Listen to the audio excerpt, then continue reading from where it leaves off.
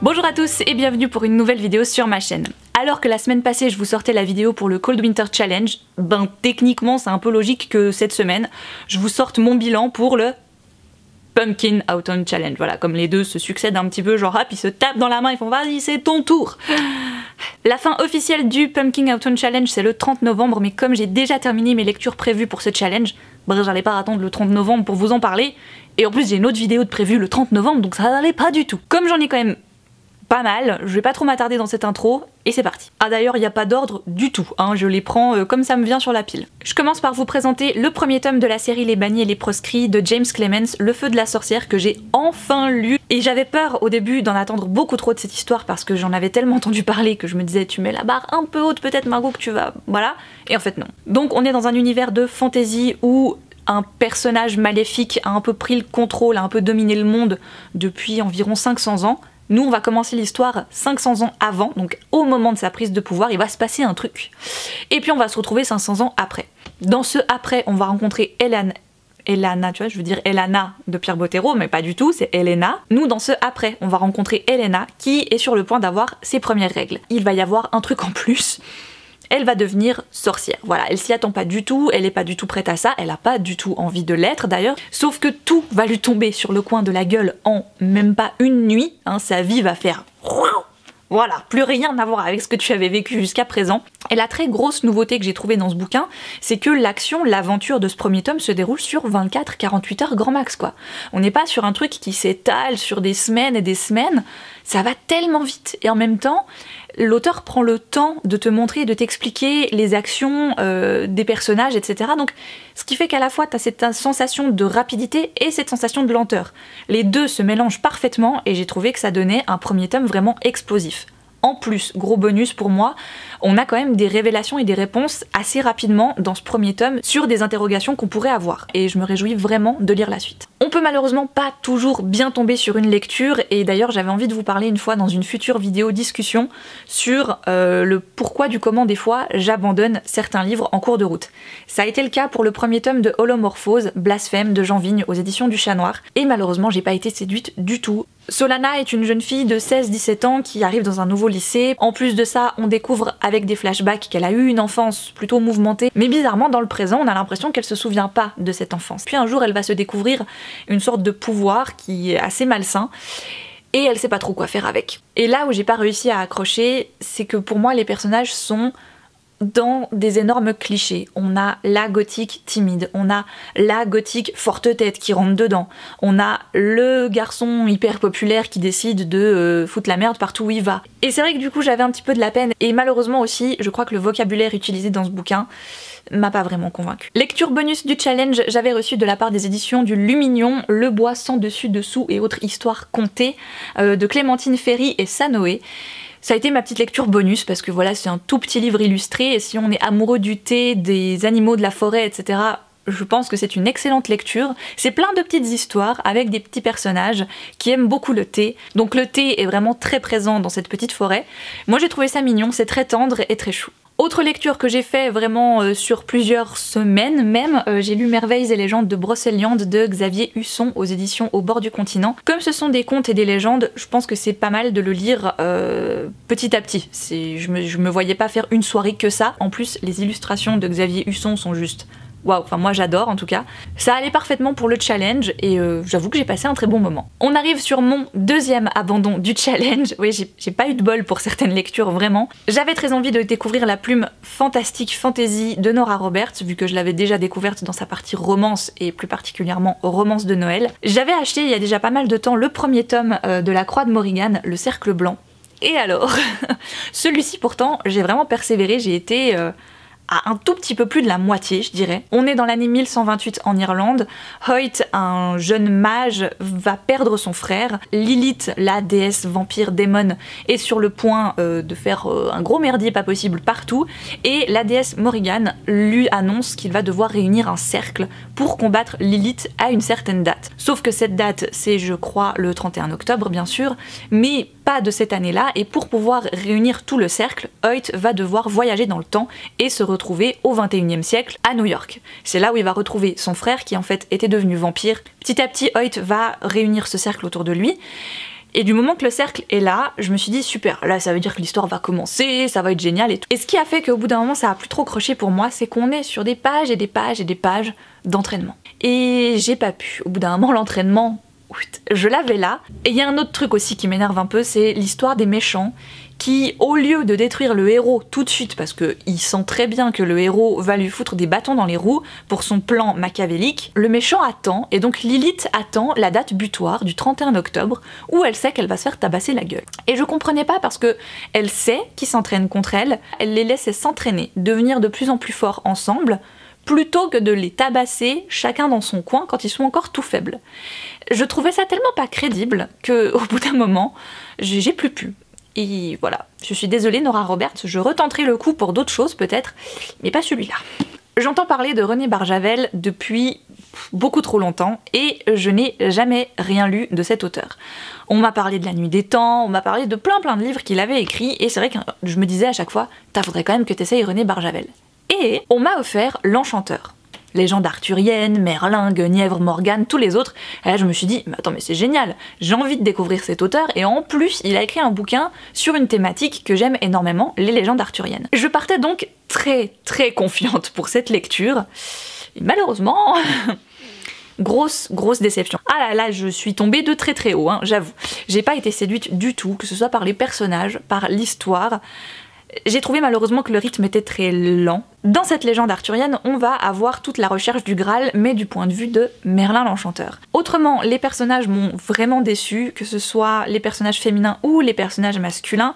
Et pourtant, on m'avait mise en garde, hein. Tu verras, René Barjavel, avec ses personnages féminins, il est pas vraiment sympathique. Et du coup, j'avais peur. Et en effet, les personnages féminins sont pas, voilà, pas très intéressants.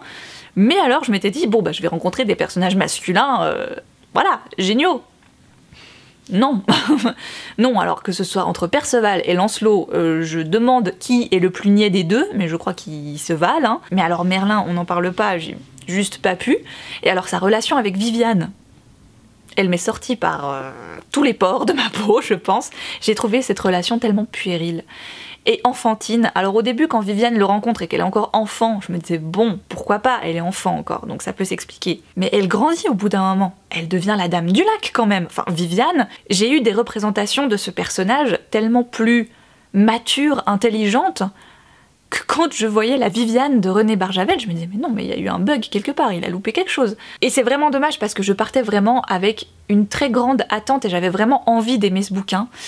Ça l'a pas fait. Forcément, quand on me présente un challenge qui parle de l'automne, moi j'ai envie de lire des récits de voyage, du nature writing, des gens qui marchent et des gens un peu comme Bill Bryson qui vont se casser la gueule. Parce que j'ai lu Promenons-nous dans les bois aux éditions Payot Rivage et j'ai trouvé ce livre à la fois très hilarant, instructif, voire un petit peu trop. Un jour, Bill Bryson va se dire je vais faire le Appalachian Trail, sauf que j'ai pas envie de le faire seul, donc il va lancer un peu des invitations à toutes ses connaissances, il y a un seul mec qui va lui répondre, et il va partir avec cet ancien pote d'uni ou de lycée, je sais plus d'où il s'était connu, pour faire ce trail, alors que ben voilà, un petit peu comme dans Wild de Cheryl Strayed, ils sont pas préparés du tout. Mais alors du tout, et alors eux je crois qu'ils sont même encore en dessous de Cheryl à ce niveau-là, parce qu'ils sont pas motivés quoi. Enfin si, tu les sens motivés, mais ils sont aussi complètement inconscients. Mais complètement inconscients. J'ai trouvé ça tellement drôle. C'est un livre vraiment plein d'humour, vraiment. J'ai tellement ri à certains passages parce que tu sens qu'ils ont envie de le faire, mais en même temps ils rêveraient tellement d'être déjà de l'autre côté de la montagne, d'être dans un pieu, de prendre une douche chaude et de manger un vrai repas. Il y a donc tout cet aspect très humoristique que j'ai vraiment beaucoup aimé. J'ai adoré la plume et du coup la traduction de Bill Bryson. J'ai bien envie de voir le film, parce que j'ai vu qu'il y avait un film aussi. Par contre, j'avoue que j'ai été un tout petit peu mitigée par rapport à toutes les infos que nous livre l'auteur sur la faune et la flore du trail. J'en ai lu des pages et des pages, et au bout d'un moment, je crochais plus du tout. Mais à part ça, c'était très drôle. Vraiment, si on prend que les passages de marche, c'était hilarant, j'ai adoré cette lecture. Une de mes meilleures lectures du challenge se nomme Apostasie de Vincent Tassi aux éditions du Chat Noir. Comment je vais réussir à vous parler de ce livre? Je crois que c'est une des chroniques les plus difficiles sur mon blog, donc d'ailleurs je vais vous la laisser en barre d'infos. Je sais pas si ça vous le fait aussi quand vous parlez de bouquins, je pense que quand un livre nous a un petit peu moins plu, et qu'on a des aspects parfois un peu plus négatifs à sortir, on arrive peut-être plus facilement à le faire. Moi j'arrive à trouver les mots, j'arrive à mettre le doigt sur ce que j'ai pas aimé. Mais je trouve que mettre le doigt sur ce qu'on a aimé, et le dire clairement, c'est pas facile. Donc je vais essayer de vous parler d'Apostasie. Je sais même pas si je vais réussir à vous le résumer, parce qu'en gros c'est mise en abîme sur mise en abîme. On a une histoire où il y en a en fait 3 à l'intérieur. On va rencontrer Anthelme aujourd'hui de nos jours dans une forêt qui veut vivre en ermite. Puis il va rencontrer un personnage très étrange, très beau, très sombre, très mélancolique, qui va lui raconter une histoire. Et dans cette histoire, il va y avoir encore une autre histoire. Et finalement, toutes ces histoires vont tourner autour d'Apostasie, qui est une sorte de princesse déchue qui s'est enfuie et qu'on n'a jamais réussi à retrouver. Autour de cette princesse, il y a plein d'autres personnages qui vont graviter, et qui finalement vont prendre plus de place qu'elle, mais elle est le noyau, pour moi, de cette histoire. Alors déjà, je trouve que ce livre est parfait pour la saison de l'automne. Octobre-novembre, c'est vraiment les 2 meilleurs mois pour lire ce livre parce qu'il y a tout cet esprit un peu conte gothique, histoire à la fois fantastique et philosophique qui se mélange comme ça, et ça en fait quelque chose de vraiment sombre, horreur et en même temps très beau. C'est ça en fait qui est très difficile à vous dire, c'est que j'ai trouvé que Vincent Tassi réussissait à mélanger plein de choses ensemble, que chacune de ces choses possède ses codes, et lui il a pris tout ça, il les a un peu tournés, et du coup c'est sorti de ses codes, et c'est sorti de ses schémas habituels, et moi je me suis vraiment retrouvée embarquée dans cette histoire. Cet auteur a une plume merveilleuse. Sur chaque page, je trouvais quelque chose de nouveau, je trouvais une nouvelle phrase qui, je sais pas, qui me provoquait un truc. J'étais sous le charme de cette lecture, vraiment. Et à la fois il y a ce côté horreur qui vraiment à certains moments m'a dégoûtée, où j'étais genre « oh c'est dégueulasse », et en même temps, il y a tout ce côté à la fois sombre et mélancolique que j'adore dans ce genre de roman, parce que j'ai une grande affection pour la mélancolie. Et il y avait tout ça en fait qui était réuni, et c'était genre trop bien. J'ai été vraiment soufflée par cette lecture, et j'adore quand ça me le fait. Et c'est à ça que je reconnais que c'est un très bon livre, parce que du coup il nous reste en mémoire. Vraiment, c'est pas forcément un coup de cœur, c'est pas forcément le meilleur livre du siècle, mais il a su faire quelque chose qui aura trouvé une certaine résonance en moi, et qui va faire en sorte que je me souvienne de ce livre, je pense, à vie. Je vous parle d'une petite lecture toute douce, toute mignonne, toute chamallow avec A Little Something Different de Sandy Hall, que vous pouvez retrouver en français sous le titre Un petit quelque chose en plus chez Hugo Roman. Alors elle rentre directement dans mon palmarès de lecture doudou. À la base, c'est une histoire d'amour, tout ce qu'il y a de plus banal, et un peu niaise, hein, j'avoue. C'est l'histoire de Léa et Gabe qui sont tellement timides qu'ils osent pas s'aborder, et on aurait pu s'arrêter là. Mais la grande force de ce bouquin, c'est que jamais, à aucun moment, l'autrice ne va prendre le point de vue de ces 2 personnages principaux. Elle va faire graviter autour de ces 2-là 14 autres personnages, et c'est le point de vue de ces 14 autres personnages qu'on va avoir sur leur relation à eux deux. Sachez que si vous avez envie de le lire en anglais, moi je l'ai trouvé accessible. Je suis pas une lectrice qui lit très souvent de l'anglais, mais ça m'arrive. Et là, franchement, j'ai trouvé que c'était hyper abordable, un vocabulaire très simple. Donc si vous avez envie de vous lancer, ça peut être une très bonne première lecture en anglais. Au final, ce que je retiens de cette lecture, c'est beaucoup de références aux séries. C'est beaucoup d'amour autour de l'écriture, des mots, de la poésie, et c'est plein de petits moments magiques en fait. Après, bien sûr que l'histoire aurait pu avancer plus vite, parce que les personnages prennent tellement leur temps que t'as envie de leur dire « allez-y !» Mais si vous recherchez un petit truc tout doux et tout mignon, c'est juste perfection. Et je termine ce bilan par un comics avec Witches de Scott Snyder aux éditions Urban Comics. J'ai lu je crois que c'est le premier que j'ai lu du coup pour mon challenge. Bon, je pense que vous le verrez à la couverture, mais si vous cherchez un petit comics sympa sur les sorcières, non, faut passer votre chemin. Là on n'est pas du tout sur de la gentille sorcière, on est sur des sorcières sylvestres qui ressemblent plus à des arbres et à des plantes qu'à des êtres humains, qui vivent dans une forêt, enfin plutôt sous une forêt en quelque sorte. Et ces sorcières peuvent réaliser des vœux, des souhaits. Sauf que les personnes qui décident de faire exaucer leurs vœux par ces sorcières doivent payer un certain prix. Alors nous, au début de l'histoire, on va suivre Sailor, qui est une jeune fille qui a subi un harcèlement plutôt coriace dans sa précédente école. On va la rencontrer au moment où elle était en train d'affronter sa tortionnaire, et sa tortionnaire va littéralement disparaître dans un arbre. Elle va se faire limite mangée par un arbre, et forcément que cette scène plutôt violente va un petit peu perturber Sailor pour le restant de sa vie, hein, j'imagine. L'histoire va avancer de plus en plus vite, et Sailor va se retrouver confrontée à ces sorcières plutôt étranges assez rapidement, et son père va essayer de la sauver à tout prix. Et le but bien sûr c'est de savoir pourquoi Sailor intéresse autant les sorcières. J'avais une petite appréhension concernant les dessins, parce que c'est assez brouillon et j'étais pas sûre d'accrocher. Et finalement, je trouve que ça colle parfaitement à l'histoire. Ça va vraiment avec cette ambiance très sombre, très dark.